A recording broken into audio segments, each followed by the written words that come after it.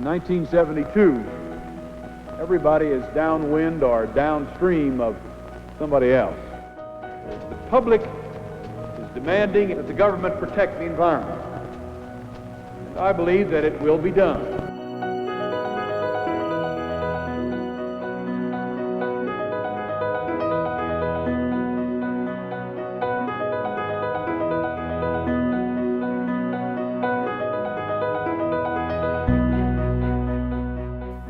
Well, EPA's mission is about public health and the environment. Our job is to serve. That's why we're all here.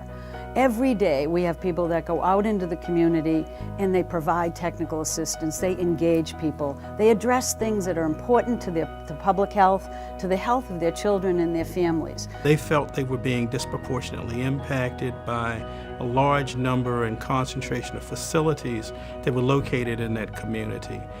We talked our way through the issues. We listened, which was very important. We listened to what they had to say, and we let them be a part of the process of deciding what things we looked at, what things we took into consideration, and what things were considered to be important. Why do the communities need a One EPA approach?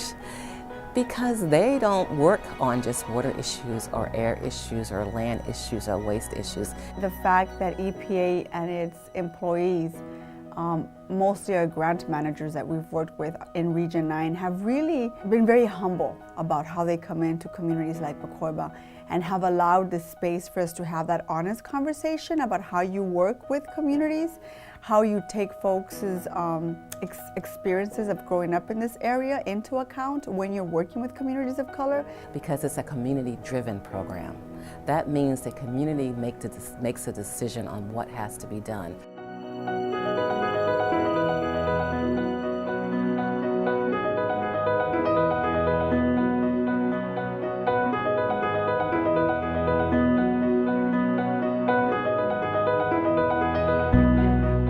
A project like Greening America's Capitals is really important for a city like Phoenix because it brings all the different partners to the same table, helps them identify their goals and their concerns, and create a shared vision that they can all get behind. I think having technical resources was really critical. Having the EPA come in and bring those resources so that we didn't have to invest in consultants to pull all that information together was really critical. I want EPA to be seen across this country as something that's vital to actually invest in and to continue to work with in each and every community. So in Tonawanda, New York, we have 53 air polluters within a 2-mile radius.